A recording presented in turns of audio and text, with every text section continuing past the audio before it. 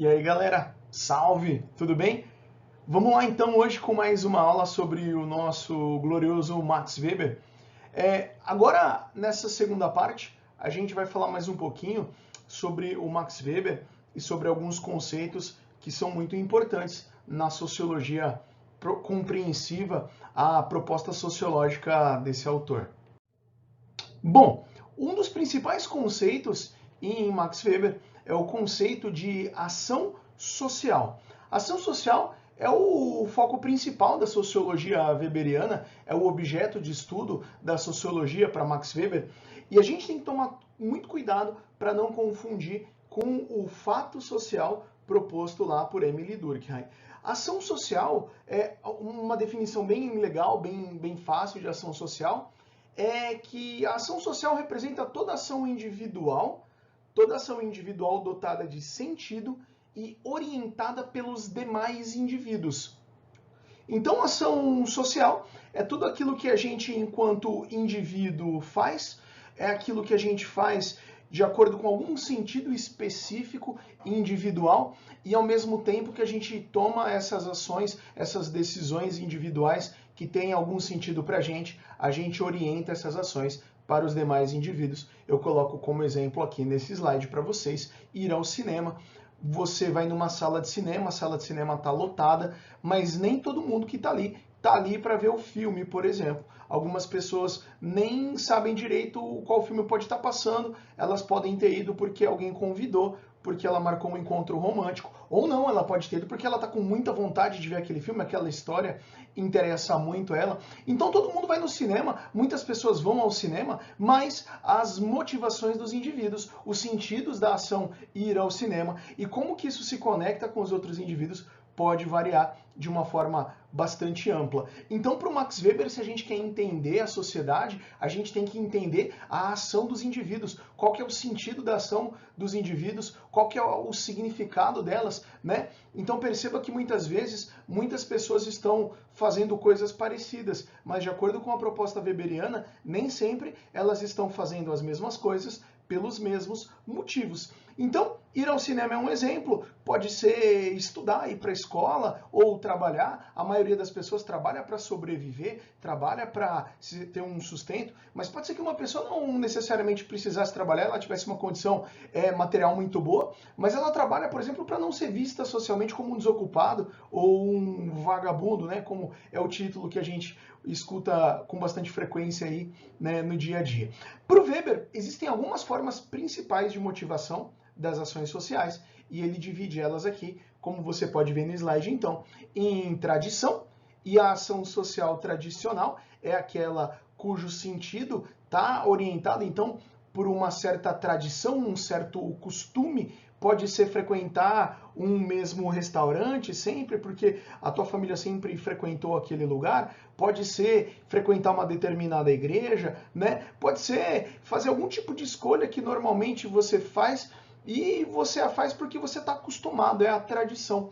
Depois a gente tem a emoção ou o afeto, e aqui as nossas escolhas são determinadas, então, por questões emocionais e afetivas, quando você toma alguma decisão, quando o sentido da sua ação social, ele é, de fato, né, emotivo. Os seres humanos, eles tomam muitas decisões de uma forma emotiva, né, emocional ou afetiva. Um exemplo clássico é o processo de compra. Muitas vezes a gente compra coisas muito mais pela emoção, né, por um sentimento que aquele produto que a gente vai comprar, ele pode despertar na gente, por exemplo, uma roupa, né, se sentir mais bonito, mais apresentável socialmente, né? Diferente, por exemplo, da outra opção aqui, a outra forma de motivação, que é a razão. A razão é a nossa capacidade racional. Quando você calcula racionalmente o sentido da sua ação social, você pensa racionalmente. Então pode ser que você precise comprar um calçado, porque você está precisando comprar o calçado, os seus calçados estão velhos, estão gastos, então se você decide comprar um calçado por esse motivo, é uma ação social racional. Agora, se você estava passando na frente da loja e achou um calçado muito bonito e simplesmente comprou porque aquilo, né, fez você se sentir melhor, foi uma forma de motivação emotiva ou afetiva, ou pode ser que você simplesmente está acostumado tomada, toda vez que você sai, você compra. Se você tem muito dinheiro, pode ser até a tradição. Então, temos tradição, emoção e razão. No caso da razão, o Weber ele ainda divide em duas possibilidades. A razão com relação de fins e a ação social racional com relação de valores. Cuidado que o valor aqui não é necessariamente valor monetário financeiro, pode ser um valor simbólico. O que é uma ação social, então, racional com relação de fins? É quando existe um cálculo de custo-benefício. No caso da compra do tênis, a finalidade é comprar um calçado, então, porque você precisa de um calçado novo, você compra o calçado que te oferece o melhor custo-benefício, a melhor relação entre o preço e a finalidade. Agora, se você escolhe um calçado mais caro ou mais bonito ou de uma marca específica, você tem uma ação social, né, racional com relação de valor. Valor no sentido de valor agregado, de valor simbólico. Então, para o Weber, é o indivíduo que dá sentido à ação social, é o indivíduo que estabelece a ligação entre causa e efeito dessa ação social, e esse indivíduo também pensa no impacto, como que essa ação social se relaciona com o resto da sociedade. E para Weber, é papel da sociologia, do cientista social, entender o sentido dessas ações sociais. Bom, agora a gente fala também sobre a proposta metodológica que o Max Weber nos traz em ciências sociais.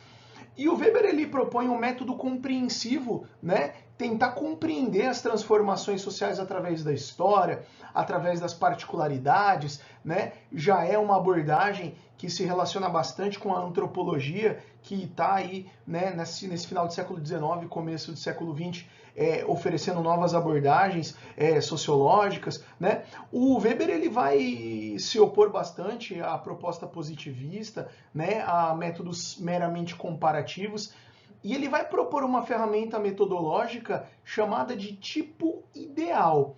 O tipo ideal é uma construção abstrata, um instrumento para você construir explicações para as realidades sociais. É você construir um modelo abstrato de uma ação social, por exemplo, a partir de casos particulares que já existem, construir um modelo abstrato, um tipo ideal, e através desse modelo ideal você estabelece relações referenciais entre um tipo ideal, uma situação ideal, a ação social ideal versus aquilo que acontece. E a partir então dessa proposta de construir um tipo ideal e relacionar isso com a nossa realidade, a gente consegue então propor mudanças, melhorias. Para o Weber, o cientista social ele tem um papel ativo, né, face à sociedade que vive. Então a gente podia pegar, por exemplo, uma ação social que é o furto, o roubo, né? E o tipo ideal aqui seria uma ação social, uma sociedade onde esse tipo de ação social não acontecesse.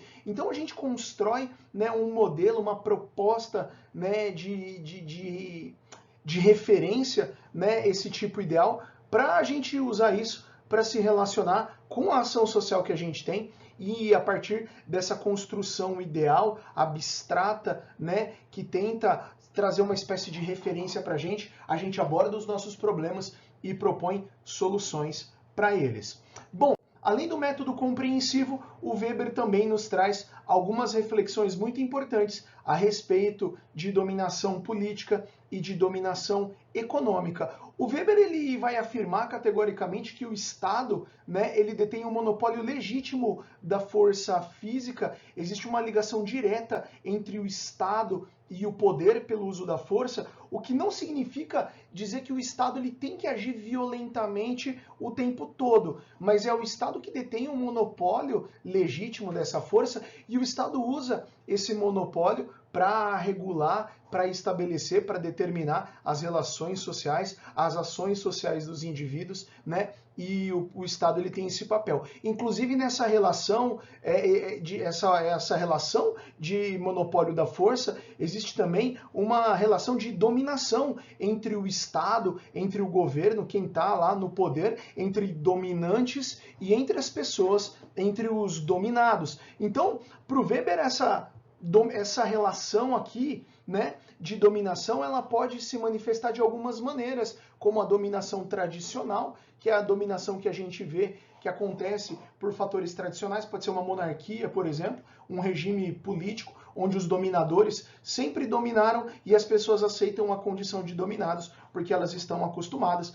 Pode ser uma dominação carismática, quando o dominador ou o grupo que está exercendo essa dominação, ele tem um grande carisma, ele tem aí, né, alguns elementos que criam um vínculo emocional com as pessoas. E, historicamente, a gente tem vários personagens políticos que oferecem essa característica, né? Líderes políticos bastante carismáticos que conseguem estabelecer algum vínculo emocional muito forte com as pessoas. E por último, a gente tem a forma racional legal, que é quando você domina pela razão, pelas leis, que é o que a gente vê hoje, né, nos estados, nas democracias, nos estados democráticos de direito que a gente tem no mundo hoje. É claro que é muito difícil perceber uma forma pura, única e exclusiva de dominação. No geral, hoje, quando a gente olha, ou historicamente também, quando a gente olha para a dominação, a gente percebe uma espécie de fusão ou de mistura dessas formas de dominação. Mesmo da dominação racional legal, o carisma também é um elemento que pode ser levado em consideração, importante, assim como a tradição e o costume de alguns grupos políticos também. Por último, e não menos importante, o Weber também vai falar sobre a posição social dos indivíduos, né? O Weber vai falar que a classe social dos indivíduos não depende única e exclusivamente das condições materiais, mas depende de vários aspectos, como a educação, as qualidades individuais, a propriedade, a riqueza, as habilidades específicas, o status que o indivíduo tem dentro dessa sociedade, de acordo, né, com a sua posição social.